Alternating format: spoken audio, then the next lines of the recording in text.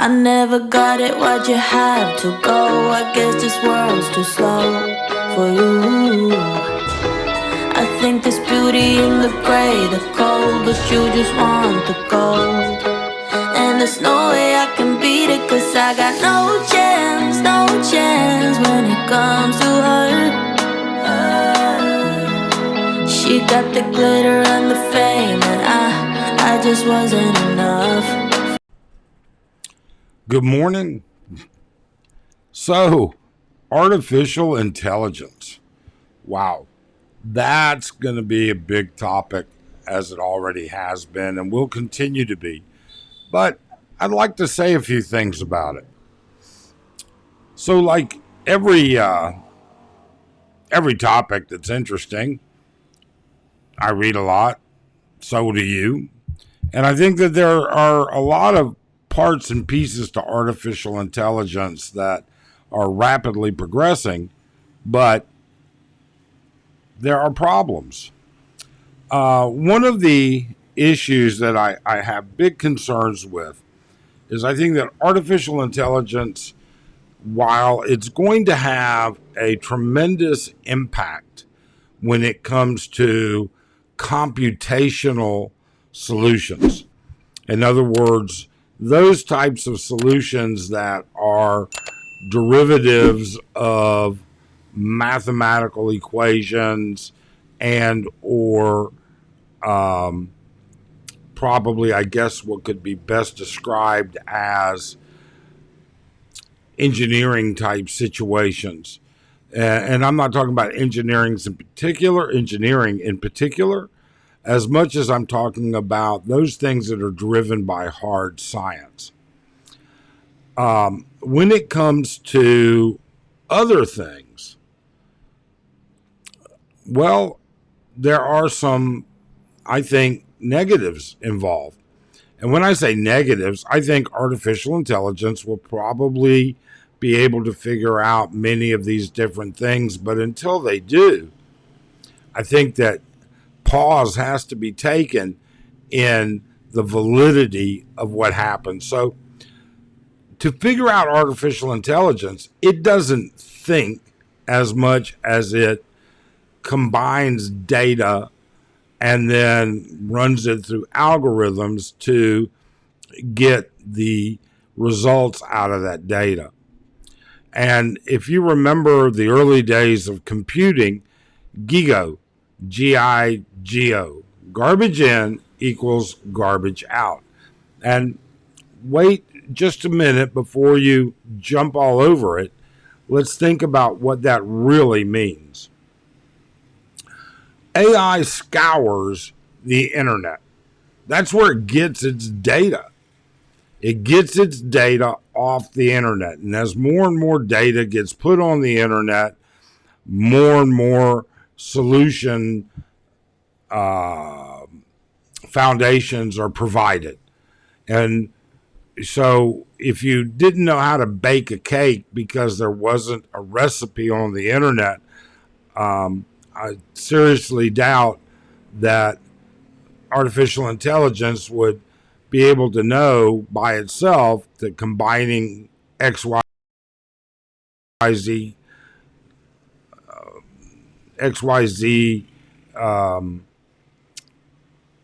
ingredients is going to combine a cake if it didn't even know that you could add water to flour. So it has to gather this data, and then it has to put that data together. Well, there are a few problems with this. The first problem that I see is that where does it get its data? And then how does it ascertain that data to its validity? For instance, the largest users of the internet are not always free countries. So information that is posted through countries like China, for instance, or Russia, well, that data is, or those internet postings are regulated. And Then you have to take a look at what is given under those regulations. You've got issues where there's statistical data that's only released by the government of that country. Yet at the same time, it's reposted and posted millions and millions of times for AI to sit there and regurgitate. So does AI look at the difference between the data being posted out of regulated countries? And I'm looking more at the human aspect than the scientific aspect. I'm looking at more of what is being said about different things in the world than other things. For instance, if you are in China and you look at, say, the history of Taiwan, it is radically different on what's available there than it is in other countries. And AI would sit there and say Taiwan is a part of China, perhaps. Maybe it doesn't. All right. Maybe there's enough data out there to offer two solutions or two opinions. Either way, my point would be, if governments regulate the data that's put out, and when I say data, again, I'm not talking about just scientific numbers, but if governments regulate what's being said, and the vast majority is being said by virtue of volume of users, well, then a vast majority of the information that AI will put together in that human aspect is going to be Chinese. They're the biggest users and they post the most. Freedom of speech and offering different views are not going to be a strong point of AI with data coming out of China. So what I want to see is who's manipulating this data. How does AI tell the difference between real news and fake news, for lack of a better term? All right.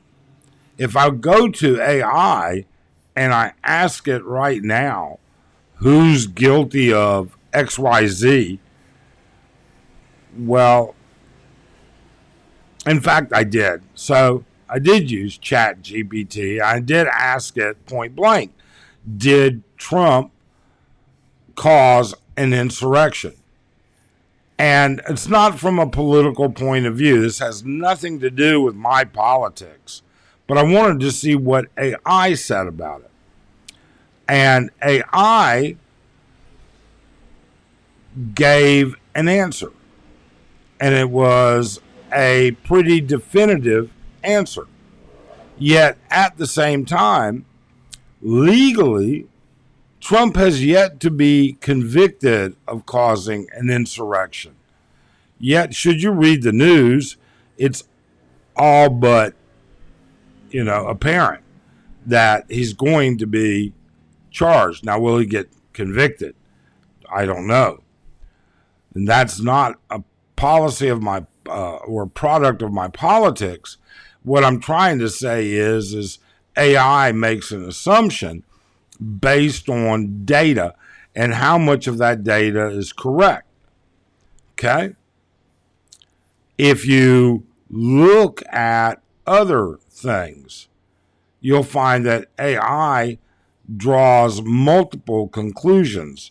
So it doesn't really help too awful much. But then again, at least it's maybe honest that it doesn't have an answer. My point with all of this is that while AI will probably replace a lot of jobs being done. Oh, there's one more that I found really interesting. However, it was a very small study, a very, very small study. Recently in the news, there was a study conducted by a highly prestigious university system and healthcare system, where they presented a small number, 200 medical question scenarios. And who gave a better answer? Who gave the best answer? And the answers were then judged by a panel of physicians that were supposedly non-biased. And AI came out at like 80% better than physicians. However, in the small print, what was interesting was that the AI, because, well, in the small print, what was interesting was that people voted AI much more higher when AI had long descriptions or long answers. And they felt that it was clearer because the answer was long versus that of what a physician had originally answered with. So is it, you baffle them with bullshit? Okay.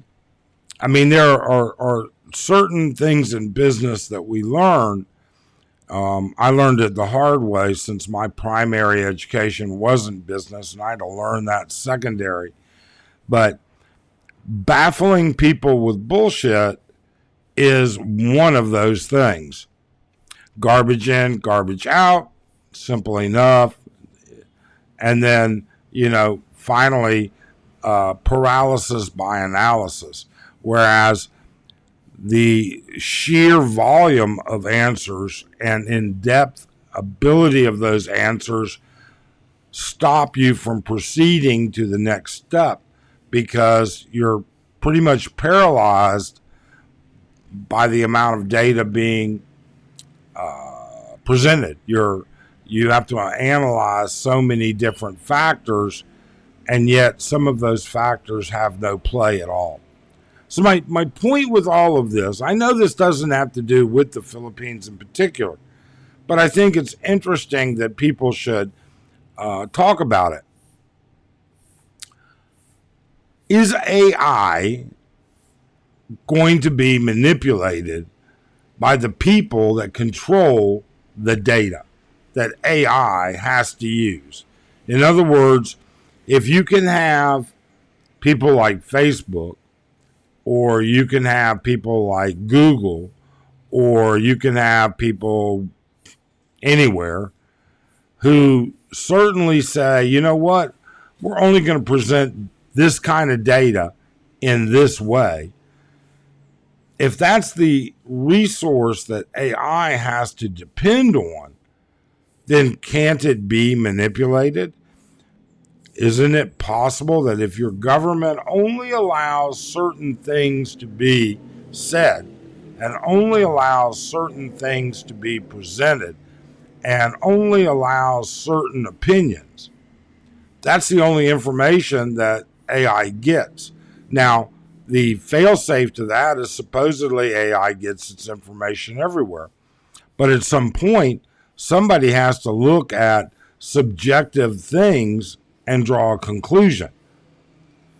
Well, if you can't depend on AI because it's drawing its subjective data from, a third of the planet or half of the planet that's communist in nature, where everything is controlled. I have nothing against politics. Again, communism is what it is, or socialism or fascism or anything else.